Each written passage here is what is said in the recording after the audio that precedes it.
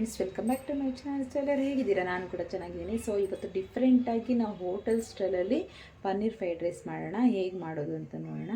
ಅದಕ್ಕಿಂತ ಮುಂಚೆ ನನ್ನ ಚಾನಲ್ನ ಸಬ್ಸ್ಕ್ರೈಬ್ ಮಾಡ್ಕೊಳ್ಳದೇ ಇದ್ದರೆ ಪ್ಲೀಸ್ ಸಬ್ಸ್ಕ್ರೈಬ್ ಮಾಡ್ಕೊಳ್ಳಿ. ಆಮೇಲೆ ನೋಡಿ, ಹಾಗೆ ಒಂದು ಲೈಕ್ ಮಾಡಿ, ಶೇರ್ ಮಾಡಿ, ಕಮೆಂಟ್ ಮಾಡಿ. ಸೊ ಈ ರೆಸಿಪಿ ಅಂತೂ ತುಂಬ ಅದ್ಭುತವಾಗಿರುತ್ತೆ. ಮನೆಯಲ್ಲಿ ಮಿಸ್ ಮಾಡದೆ ಒಂದು ಸರಿ ಟ್ರೈ ಮಾಡಿ ನೋಡಿ, ಎಷ್ಟು ಚೆನ್ನಾಗಿರುತ್ತೆ ಅಂತ ನಿಮಗೆ ಗೊತ್ತಾಗುತ್ತೆ. ಸೊ ಹೋಟೆಲಲ್ಲಿ ಮಾಡೋದಕ್ಕಿಂತ ಹೆಚ್ಚಾಗಿ ಟೇಸ್ಟ್ ಕೂಡ ಈ ರೆಸಿಪಿಯಲ್ಲಿ ಇರುತ್ತೆ. ಅಷ್ಟು ಟೇಸ್ಟ್ ಇರುತ್ತೆ. ಮಿಸ್ ಮಾಡದೆ ಒಂದು ಸಲ ಟ್ರೈ ಮಾಡಿ ನೋಡಿ, ಮತ್ತೆ ಮತ್ತೆ ಮಾಡ್ತಾ ಇರ್ತೀರಾ. ಮಾಡೋದು ಹೇಗೆ ಅಂತ ಬನ್ನಿ ನೋಡೋಣ. ನೋಡಿ, ನಾನೀಗ ಪನ್ನೀರ್ನ ತೊಗೊಂಡಿದ್ದೀನಿ. ಒಂದು ಪ್ಯಾಕೆಟ್ ಪನ್ನೀರ್ನ ತೊಗೊಂಡಿದ್ದೀನಿ. ಈಸಿಯಾಗಿ ಬ್ರೇಕ್ಫಾಸ್ಟ್ ರೆಸಿಪಿ ಮಾಡ್ಕೊಬೋದು. ಸ್ವಲ್ಪ ಕಷ್ಟ ಆದರೂ ಪರವಾಗಿಲ್ಲ, ಚೆನ್ನಾಗಿರುತ್ತೆ ಲಂಚ್ ಬಾಕ್ಸ್ಗೆಲ್ಲ. ಸೊ ಸ್ವಲ್ಪ ಬೆಳಗ್ಗೆ ಟೈಮ್ ಮಾಡೋದಕ್ಕೂ ಕಷ್ಟ ಆದರೂ ಕೂಡ ತುಂಬ ಚೆನ್ನಾಗಿರುತ್ತೆ. ಎಲ್ಲ ರೆಡಿ ಮಾಡಿ ಇಟ್ಕೊಂಡಿದ್ರೆ ಈಸಿಯಾಗಿ ಆಗುತ್ತೆ. ಸೊ ಬೇಗ ಮಾಡ್ಕೊಳ್ಳೋದು ಹೇಗೆ ಅಂತ ನೋಡೋಣ. ಹಾಗೆ ನಮಗೆ ಹೋಟೆಲ್ ಸ್ಟೈಲಲ್ಲಿ ನಾವು ಒಂದು ಪನ್ನೀರ ಫ್ರೈಡ್ ರೈಸ್ ಮಾಡ್ತಾಯಿದ್ದೀನಿ. ಸೊ ತುಂಬ ಟೇಸ್ಟಿಯಾಗಿರುತ್ತೆ, ತುಂಬ ಅದ್ಭುತವಾಗಿರುತ್ತೆ. ಒಂದು ಸರಿ ಮಿಸ್ ಮಾಡದೆ ಟ್ರೈ ಮಾಡಿ ನಿಮ್ಮ ಮನೆಗಳಲ್ಲೂ. ಸೊ ಮಾಡೋದು ಹೇಗೆ ಅಂತ ನೋಡೋಣ ಬನ್ನಿ. ಈಗ ನಾನು ಪನ್ನೀರ್ ಪ್ಯಾಕೆಟ್ನ ಕಟ್ ಮಾಡ್ಕೊತಾ ಇದ್ದೀನಿ. ಸೊ ತುಂಬ ಟೇಸ್ಟಿಯಾಗಿರುತ್ತೆ. ನಮಗೆ ಹೋಟೆಲಲ್ಲಿಗಿಂತ ಇನ್ನೂ ರುಚಿ ಹೆಚ್ಚಾಗಿರುತ್ತೆ, ಅಷ್ಟು ಚೆನ್ನಾಗಿರುತ್ತೆ. ಇದನ್ನು ಕ್ಯೂಬ್ಸಾಗಿ ಕಟ್ ಮಾಡ್ಕೊಳ್ಳೋಣ. ಎಷ್ಟೋ ಸಲ ನೋಡಿರ್ತೀವಿ ನಾವು, ಚಿಕನ್ ಫ್ರೈಡ್ ರೈಸ್ಗೂ ಎಗ್ ಫ್ರೈಡ್ ರೈಸ್ಗೂ ಇಂತ ಜಾಸ್ತಿ ತುಂಬ ಚೆನ್ನಾಗಿರುತ್ತೆ. ಹಾಗೆ ಹೆಲ್ತಿಗೆ ಕೂಡ ತುಂಬ ಒಳ್ಳೆಯದು ಈ ಪನ್ನೀರಿಂದ. ಸೊ ಇದರಲ್ಲಿ ಮಿಲ್ಕ್ ಕ್ವಾಂಟಿಟಿ ಎಲ್ಲ ಇರುತ್ತೆ. ಹಾಗಾಗಿ ಸೊ ಈ ರೀತಿ ಮಾಡಿಕೊಟ್ರೆ ಎಲ್ಲರೂ ಇಷ್ಟಪಟ್ಟು ತಿಂತಾರೆ. ಈ ರೀತಿ ಕ್ಯೂಬ್ಸಾಗಿ ಕಟ್ ಮಾಡ್ಕೊಳ್ಳೋಣ. ನೋಡಿ, ಎಲ್ಲದನ್ನು ಇದೇ ರೀತಿ ಕ್ಯೂಬ್ಸಾಗಿ ಕಟ್ ಮಾಡ್ಕೊಂಡಿದ್ದೀನಿ. ಈಗ ಇಲ್ಲೊಂದು ಬೌಲ್ ಇಟ್ಕೊಂಡಿದ್ದೀನಿ. ಬೌಲಲ್ಲಿ ಇದನ್ನು ಸೇರಿಸ್ಕೊಳ್ಳೋಣ. ಈ ರೀತಿ ಈಗ ಇಲ್ಲಿ ಬೌಲಲ್ಲೇ ಹಾಕ್ಕೊಂಡಿದ್ದೀನಿ. ಇದಕ್ಕೆ ನಾವೀಗ 1 ಟೇಬಲ್ ಸ್ಪೂನಷ್ಟು ಕಾರ್ನ್ಫ್ಲವರ್ನ ಸೇರಿಸ್ಕೊಳ್ಳೋಣ. ಹಾಗೆ ನಾವು ಇದಕ್ಕೆ ಸ್ವಲ್ಪ ಟರ್ಮರಿಕ್ ಪೌಡರ್ನ ಸೇರಿಸ್ಕೊಳ್ಳೋಣ, 1/4 ಟೀ ಸ್ಪೂನಷ್ಟು. ಹಾಗೆ ಸ್ವಲ್ಪ ರೆಡ್ ಚಿಲ್ಲಿ ಪೌಡರು, ಹಾಗೆ ಸ್ವಲ್ಪ ಸಾಲ್ಟನ್ನು ಸೇರಿಸ್ಕೊಳ್ಳೋಣ. ಈಗ 1 ಟೇಬಲ್ ಸ್ಪೂನು ನೀರನ್ನು ಹಾಕ್ಕೊಳ್ಳೋಣ. ಒಂದು 2 ಟೇಬಲ್ ಸ್ಪೂನಷ್ಟು. ಇವಾಗ ನೀಟಾಗಿ ಮಿಕ್ಸ್ ಮಾಡ್ಕೊಳ್ಳೋಣ ಚೆನ್ನಾಗಿ. ಈ ರೀತಿ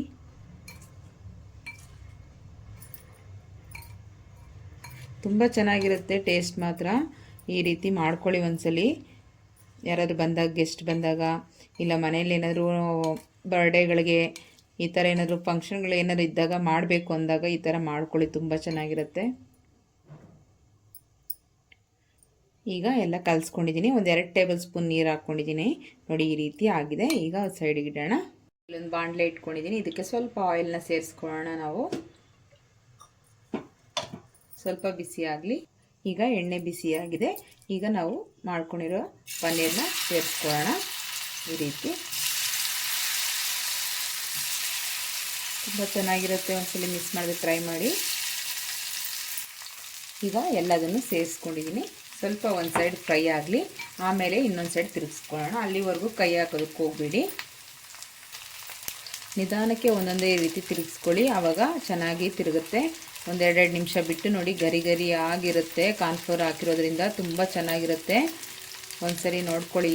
ಈ ರೀತಿ ನಾವು ಹಾಕಿದ ತಕ್ಷಣ ತಿರುಗಿಸ್ಕೊಬೇಡಿ. ಬರೀ ಪನ್ನೀರ್ನ ಫ್ರೈ ಮಾಡ್ಕೋತಾರೆ ಎಲ್ಲರೂ, ಆದರೆ ಅಷ್ಟೊಂದು ಟೇಸ್ಟ್ ಇರಲ್ಲ. ಈ ರೀತಿ ಕಾರ್ನ್ಫ್ಲವರ್ ಸ್ವಲ್ಪ ಎಲ್ಲ ಮಿಕ್ಸ್ ಮಾಡಿ ಹಾಕ್ಕೊಳ್ಳಿ. ಗರಿ ಗರಿಯಾಗಿ ಬರುತ್ತೆ ಪನ್ನೀರು, ತುಂಬ ಟೇಸ್ಟ್ ಇರುತ್ತೆ ಸಪ್ರೇಟಾಗಿ. ನೋಡಿ ಎಷ್ಟು ಚೆನ್ನಾಗಾಗಿದೆ. ಈಗ ಇದನ್ನು ತೆಕ್ಕೊಂಬಿಡೋಣ. ಈಗ ಒಂದು ಬಾಣಲೆ ಇಟ್ಕೊಂಡಿದ್ದೀನಿ. ಇದಕ್ಕೆ ಎಣ್ಣೆ ಸೇರಿಸ್ಕೊಳ್ಳೋಣ. ನಿಮಗೆ ಎಷ್ಟು ಕ್ವಾಂಟಿಟಿಗೆ ನೋಡಿಬಿಟ್ಟು ಸೇರಿಸ್ಕೊಳ್ಳಿ.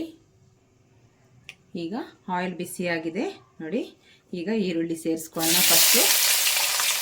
ಈ ರೀತಿ ನಾನು ಉಳಿದಕ್ಕೆ ಕಟ್ ಮಾಡ್ಕೊಂಡಿದ್ದೀನಿ. ಇದಕ್ಕೆ ಮೇಯ್ನು ನಮಗೆ ಕ್ಯಾಬೇಜು, ಹಾಗೆ ಪನ್ನೀರು, ಬೆಳ್ಳುಳ್ಳಿನ ಸ್ವಲ್ಪ ಜಾಸ್ತಿ ಕ್ವಾಂಟಿಟಿಯಲ್ಲಿ ಸೇರಿಸ್ಕೊಳ್ಳಿ. ಆವಾಗ ತುಂಬ ಚೆನ್ನಾಗಿ ಫ್ಲೇವರ್ ಇರುತ್ತೆ. ನಮಗೆ ಹೋಟೆಲ್ ಸ್ಟೈಲಲ್ಲಿ ಟೇಸ್ಟ್ ಕೂಡ ಬರುತ್ತೆ. ಬೆಳ್ಳುಳ್ಳಿ ಸ್ವಲ್ಪ ಜಾಸ್ತಿನೇ ಇರಬೇಕು. ಈಗ ನೋಡಿ, ಚೆನ್ನಾಗಿ ಸ್ವಲ್ಪ ಫ್ರೈ ಮಾಡ್ಕೊಳ್ಳಿ. ಹಾಗೆ ಒಂದು 4 ಹಸಿಮೆಣಸಿನ್ಕಾಯಿ ಕೂಡ ಈ ರೀತಿ ಕಟ್ ಮಾಡ್ಕೊಂಡಿದ್ದೀನಿ. ಎಲ್ಲ ಕಟ್ ಮಾಡ್ಕೊಳ್ಳೋದು ಕೂಡ ನಾವು ಒಂದು ರೀತಿ ಕ್ರಾಸ್ ಕಟ್ಟಿಂಗಲ್ಲೇ ಕಟ್ ಮಾಡ್ಕೋಬೇಕು. ಆವಾಗಲೇ ನಮಗೆ ತುಂಬ ಚೆನ್ನಾಗಿ ಬರುತ್ತೆ. ನೋಡಿ, ತೋರಿಸ್ತೀನಿ ಯಾವ ರೀತಿ ಅಂತ. ಈ ಬೀನ್ಸ್ ನೋಡಿ ಈ ರೀತಿ ಕಟ್ ಮಾಡ್ಕೊಂಡಿದ್ದೀನಿ.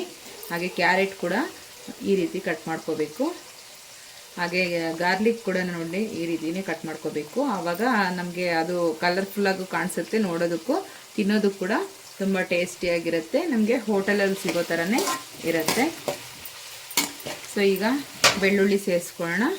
ನಾನು ಇಲ್ಲಿ ಒಂದು ದೊಡ್ಡದಾಗಿ 2 ಗಡ್ಡೆ ಅಷ್ಟು ಬೆಳ್ಳುಳ್ಳಿನ ಕಟ್ ಮಾಡ್ಕೊಂಡಿದ್ದೀನಿ. ಈ ರೀತಿ ಸೇರಿಸ್ಕೊಳ್ಳಿ. ಅದು ಕೂಡ ಖಾರಕ್ಕೆ ಎಷ್ಟು ಬೇಕೋ ಅಷ್ಟು ನೋಡಿ ಸೇರಿಸ್ಕೊಳ್ಳಿ.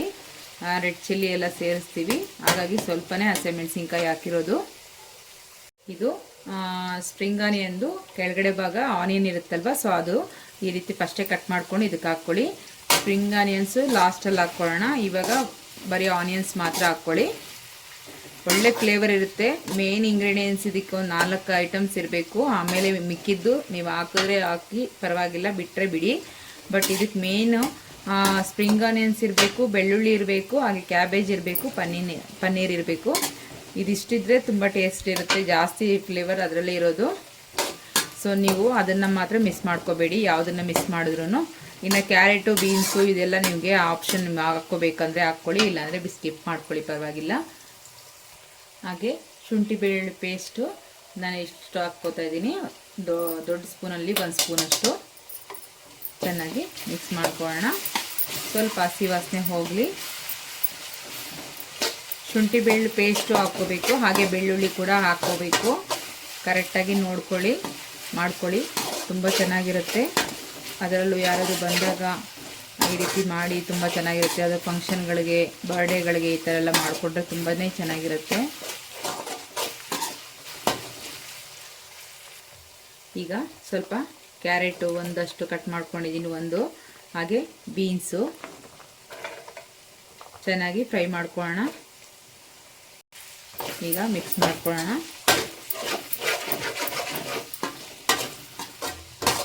ಸ್ವಲ್ಪ ದೊಡ್ಡ ಬಾಣಲೆನೇ ಇಟ್ಕೊಳ್ಳಿ. ಈ ಥರ ಏನಾದ್ರು ಮಿಕ್ಸ್ ಮಾಡಬೇಕು ಅಂದರೆ ತುಂಬ ಚಿಕ್ಕದು ಇಟ್ಕೊಂಡ್ರೆ ಕಂಫರ್ಟಾಗಿ ಮಿಕ್ಸ್ ಮಾಡ್ಕೊಳಕ್ಕಾಗಲ್ಲ, ಆ ಕಡೆ ಈ ಕಡೆ ಚೆಲ್ಲೋಗ್ಬಿಡುತ್ತೆ. ಸೊ ಸ್ಟವ್ ಎಲ್ಲ ಆಗಿಬಿಡುತ್ತೆ. ಸ್ವಲ್ಪ ಏನಾದ್ರು ಈ ಥರ ಫ್ರೈಡ್ ರೈಸ್ಗಳು ಆ ಥರ ಏನಾದ್ರು ಮಾಡಬೇಕಂದಾಗ ಸ್ವಲ್ಪ ದೊಡ್ಡದಾಗಿರೋ ಬಾಣಲೆಗಳನ್ನೇ ಇಟ್ಕೋಬೇಕು, ಆವಾಗ ಸ್ವಲ್ಪ ಚೆನ್ನಾಗಿ ಇದಾಗತ್ತೆ. ಇವಾಗ ಸ್ವಲ್ಪ ಬೇಯಲಿ. ಈಗ ಕ್ಯಾಪ್ಸಿಕಮ್ಮು ಹಾಗೆ ಕ್ಯಾಬೇಜ್ ಕೂಡ ಸೇರಿಸ್ಕೊಳ್ಳೋಣ. ಕ್ಯಾಬೇಜು ಹಾಕ್ಕೊಳ್ಳಿ, ತುಂಬ ಚೆನ್ನಾಗಿರುತ್ತೆ ಫ್ಲೇವರು. ಹಾಗೆ ಕ್ಯಾಪ್ಸಿಕಮ್ ಕೂಡ ಹಾಕ್ಕೊಳ್ಳೋಣ.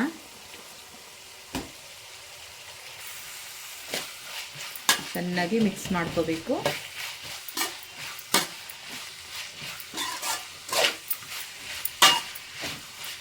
ಎಲ್ಲ ಒಂದು ಸ್ವಲ್ಪ ಬೇಯಬೇಕು, ಒಂದು ಅರ್ಧಂಬರ್ಧ ಬೇಯಬೇಕು, ಒಂದು ಅರ್ಧ ಅಷ್ಟು ಬೇಯಬೇಕು, ಫುಲ್ ಬೇಯಬಾರ್ದು. ಸೊ ಅದು ಬೇಯಲಿ. ಈಗ ಇದೆಲ್ಲ ಚೆನ್ನಾಗಿ ಬೇಯೋದಕ್ಕೆ ಸ್ವಲ್ಪ ನಾವು ಸಾಲ್ಟನ್ನು ಸೇರಿಸ್ಕೊಳ್ಳೋಣ. ನಿಮಗೆ ಖಾರಕ್ಕೆ ರುಚಿಗೆ ಎಷ್ಟು ಬೇಕೋ ಅಷ್ಟು ಸೇರಿಸ್ಕೋಬೇಕು ಸಾಲ್ಟು. ನಾನು ಇಲ್ಲಿ 1.5 ಟೇಬಲ್ ಸ್ಪೂನ್ ಅಷ್ಟು ಹಾಕ್ಕೊಂಡಿದ್ದೀನಿ. ಚೆನ್ನಾಗಿ ಮಿಕ್ಸ್ ಮಾಡ್ಕೊಳ್ಳೋಣ. ಬೇಗ ಬೇಯುತ್ತೆ ಸ್ವಲ್ಪ ಸಾಲ್ಟ್ ಹಾಕೋದ್ರಿಂದ.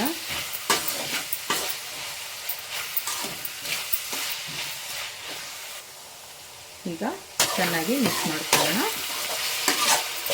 ಎಲ್ಲ ಹಾಕಿ ಒಂದು 5 ನಿಮಿಷ ಬಿಟ್ಟರೆ ಚೆನ್ನಾಗಿ ಸ್ವಲ್ಪ ಸಾಫ್ಟ್ ಆಗುತ್ತೆ. ತುಂಬ ಸಾಫ್ಟ್ ಆಗಬಾರ್ದು, ಆ ರೀತಿ ಮಾಡ್ಕೊಳ್ಳಿ.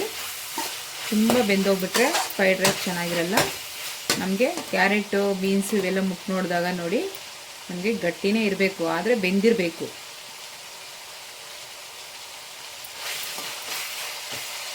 ಈಗ ನಾವು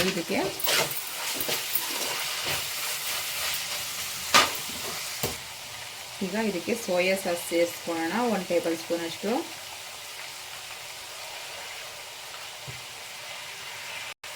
ನೀವು ಕ್ವಾಂಟಿಟಿ ನೋಡಿ ಸೇರಿಸ್ಕೊಳ್ಳಿ. ಜಾಸ್ತಿ ಜನಕ್ಕೆ ಮಾಡ್ತಾಯಿದ್ರೆ ಜಾಸ್ತಿ ಸೇರಿಸ್ಕೋಬೇಕು, ಒಂದು ಸ್ವಲ್ಪ 1-2 ಟೇಬಲ್ ಸ್ಪೂನ್ ಅಷ್ಟು. ಕಮ್ಮಿ ಮೆಂಬರ್ಸ್ಗೆ ಮಾಡ್ತಾಯಿದ್ರೆ ಕಮ್ಮಿನೇ ಸೇರಿಸ್ಕೊಳ್ಳಿ, ಜಾಸ್ತಿ ಏನು ಬೇಡ. ಹಾಗೆ ರೆಡ್ ಚಿಲ್ಲಿ ಸಾಸು ಸೇರಿಸ್ಕೊಳ್ಳೋಣ. ಇಲ್ಲಿ red chilli sauce 2 tablespoon ಅಷ್ಟು ಸೇರಿಸ್ತಾ ಇದ್ದೀನಿ. ಖಾರಕ್ಕೆ ನೋಡ್ಕೊಂಡು ಹಾಕ್ಕೊಳ್ಳಿ ಎಲ್ಲದನ್ನು. ಈಗ ಮಿಕ್ಸ್ ಮಾಡ್ಕೊಳ್ಳೋಣ. ಸ್ವಲ್ಪ ಟರ್ಮರಿಕ್ ಪೌಡ್ರನ್ನ ಸೇರಿಸ್ಕೊಳ್ಳೋಣ, ಒಂದು ಅರ್ಧ ಟೇಬಲ್ ಸ್ಪೂನ್ ಅಷ್ಟು.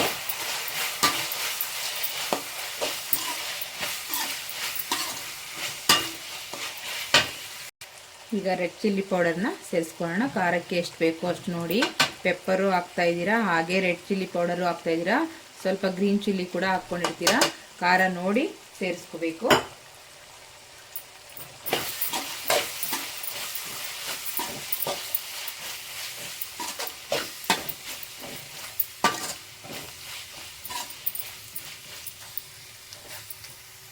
ಹಾಗೆ ಇದಕ್ಕೆ 1 ಟೇಬಲ್ ಸ್ಪೂನ್ ಧನಿಯಾ ಪೌಡರ್,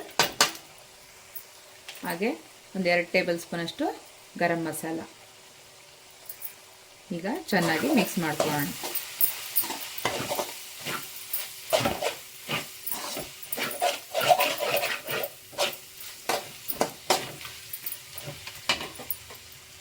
ಇದಕ್ಕೆ ಪೆಪ್ಪರ್ ಪೌಡರು 1 ಟೇಬಲ್ ಸ್ಪೂನಷ್ಟು. ಇದನ್ನು ಕೂಡ ನೀಟಾಗಿ ಮಿಕ್ಸ್ ಮಾಡ್ಕೊಳ್ಳಿ. ಇದಕ್ಕೆ ಫಸ್ಟೇ ನಾವು ರೈಸು ರೆಡಿ ಮಾಡಿ ಇಟ್ಕೋಬೇಕು. ಈಗ ನಾನು ಫಸ್ಟೇ ರೈಸ್ ರೆಡಿ ಮಾಡಿ ಇಟ್ಕೊಂಡಿದ್ದೀನಿ ಉದುರಾಗಿ. ಈಗ ಚೆನ್ನಾಗಿ ಮಿಕ್ಸ್ ಮಾಡ್ಕೊಳ್ಳೋಣ.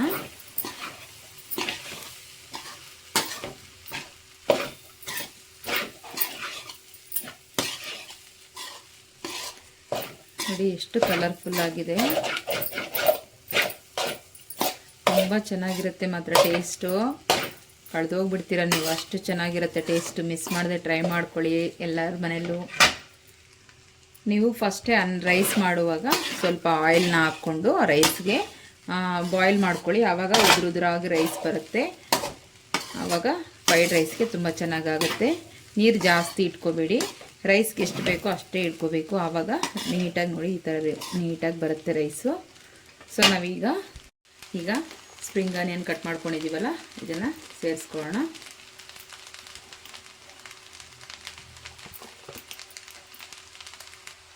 ಹಾಗೆ ನಾವು ಪನ್ನೀರ್ನ ನೋಡಿ ಎಷ್ಟು ಚೆನ್ನಾಗಾಗಿದೆ. ಪನ್ನೀರು ಚಿಕನ್ ಕಬಾಬ್ ಥರ ತುಂಬ ಚೆನ್ನಾಗಾಗಿದೆ ಪನ್ನೀರು. ಈ ರೀತಿ ಚೆನ್ನಾಗಿ ಫ್ರೈ ಮಾಡಿ ಇಟ್ಕೊಳ್ಳಿ. ನಮಗೆ ಚಿಕನ್ಗೂ ಮೀರಿಸುತ್ತೆ, ಇದು ಅಷ್ಟು ಚೆನ್ನಾಗಿರುತ್ತೆ. ಸೊ ಈಗ ನೀಟಾಗಿ ಎಲ್ಲದನ್ನು ಮಿಕ್ಸ್ ಮಾಡ್ಕೊಳ್ಳೋಣ. ಬೇಕಾದರೆ ಕೊತ್ತಂಬರಿ ಸೊಪ್ಪನ್ನು ಹಾಕ್ಕೊಳ್ಳಿ, ಬೇಡ ಅಂದರೆ ಸ್ಕಿಪ್ ಮಾಡ್ಕೊಳ್ಳಿ, ಅದೇನೋ ಆಪ್ಷನ್ ಇಲ್ಲ. ನೋಡಿ ಎಷ್ಟು ಚೆನ್ನಾಗಾಗಿದೆ ಅಂತ. ಯಾವ ಚಿಕನ್ ಕಬಾಬು ನಮಗೆ ಇದ್ರ ಜೊತೆ ಫ್ರೈಡ್ ರೈಸ್ ಕೊಡುತ್ತೆ, ಇದ್ರ ಮುಂದೆ ಯಾವುದು ಕೂಡ ಕೆಲಸ ಮಾಡಲ್ಲ, ಅಷ್ಟು ಚೆನ್ನಾಗಿರುತ್ತೆ. ಒಂದ್ಸಲ ಟ್ರೈ ಮಾಡ್ಕೊಳ್ಳಿ, ಗೊತ್ತಾಗುತ್ತೆ. ನೋಡಿ ಎಷ್ಟು ಚೆನ್ನಾಗಿದೆ.